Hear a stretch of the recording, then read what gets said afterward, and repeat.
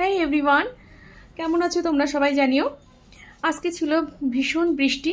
বৃষ্টির দিন সকালবেলা ঘুম থেকে উঠেই দেখছি বৃষ্টি, সে বৃষ্টির ননস্টপ চলেছে, সেটা থামার নয়।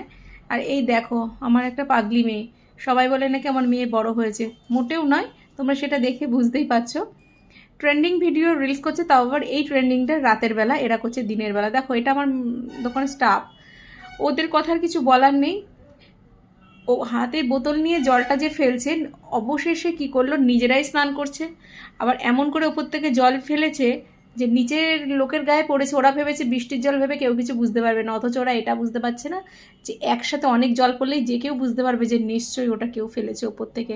আর আমার মেয়ে ওপর দিয়ে জল ফেলতে ফেলতে অলরেডি নিজেই স্নান করে ফেলেছে একটা শুকনো জায়গায়।